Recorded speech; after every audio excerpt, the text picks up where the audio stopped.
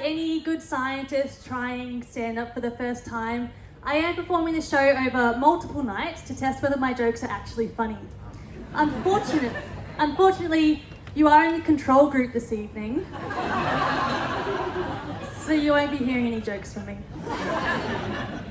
Now, I'm actually more of a mathematician, and I know what you're thinking. Of course I'm a mathematician. Look at me. I look like every other mathematician you could possibly think of. I look just like this old white guy. And this old white guy. And they're all old white guys. So I'm going to start by busting a few myths about mathematicians. Myth 1, you have to be an old white guy to be a mathematician.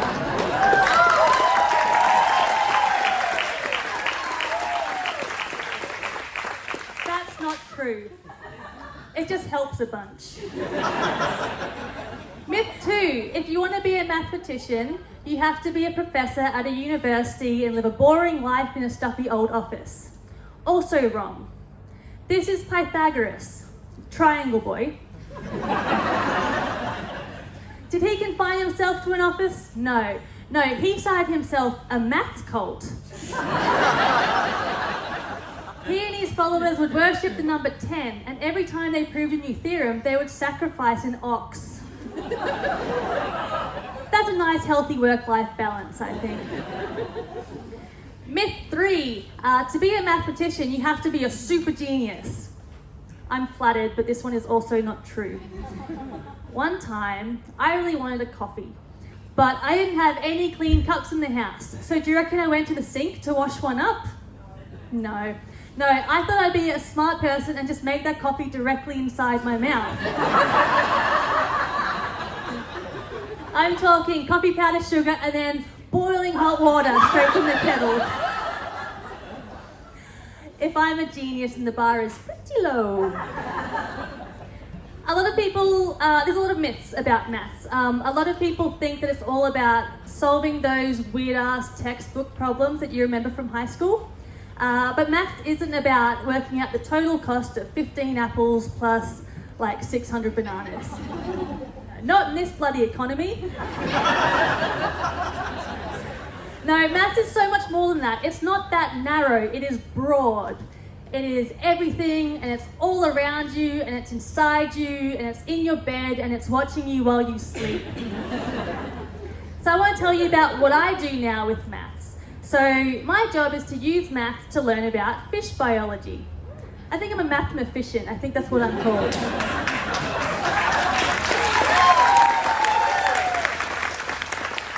So this is one of the fish I study. This is Alfred.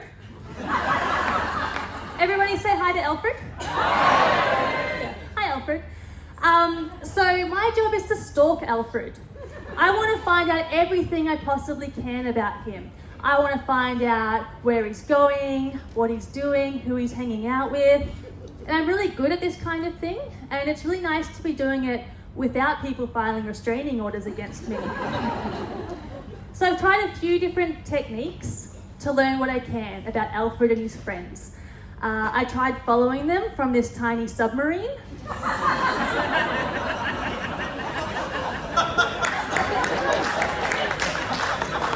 That didn't go so well.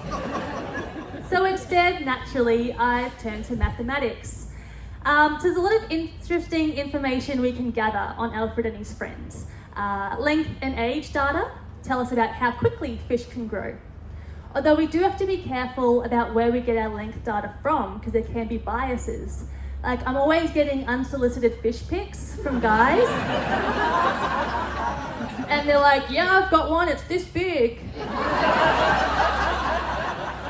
But more often than not, it is undersized.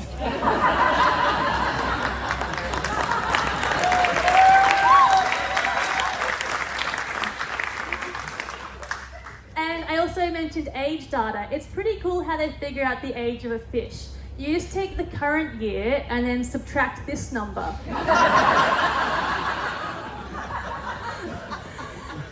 Now, fish actually have a little bone just here, behind their ear, their fish ear, called an otolith, and it looks like that. And every year an otolith grows a new little ring, 1 ring per year of age. And fun fact, if it looks like there are more than 25 rings, that fish probably won't get his ID checked at the local bottle-o. There's lots of good data that we can collect on fish. We can also learn about how they mature, their habitat preference, and how they like to bang their wives to make new babies. So we collect all of this data and combine it with mathematics to learn some more interesting things about these fish populations.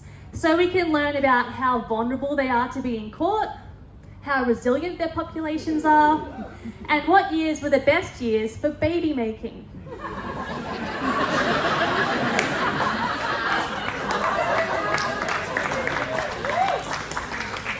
So to find out all this information, we need to collect as much data as we can and put it into a mathematical model.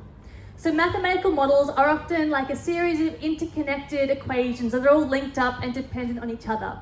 A bit like these thumbtack and string conspiracy theory flowcharts that prove that the world is run by shape-shifting reptiles, which is obviously not true, except for Zuckerberg. He's not even trying to hide the fact that he's a straight-up lizard. And so these models need to figure out what numbers to plug into these equations to find the optimal point. And that's a big word, so let's break that down. So picture yourself a parabola. Now find its optimal point. That's it there. Now picture doing that in 3 dimensions. Now picture doing that in like 50 dimensions. So it's a bit tricky. And unfortunately, these models can be really fucking passive aggressive. Like if you give it the wrong starting value, or if it thinks the vibe is a little bit off, the whole thing just implodes and spits out errors. In my honours year, I set up a model a little bit wrong, and it placed a curse on my entire family for the next 8 generations. So this whole thing sounds really difficult, but it's not that bad. It's all about figuring out just one little piece of information at a time until you have enough little pieces of information to build up the big picture. And that's really all maths is. You don't have to be a super genius, and you don't have to know everything at the very start. You can be a bozo like me, making coffee inside your mouth all day long, as long as you're persistent and curious. All right, now, thanks everybody. That's my set. I'm gonna get everyone just to shut their eyes. Close your eyes. Yep. Shut them. Shut your eyes. Yep.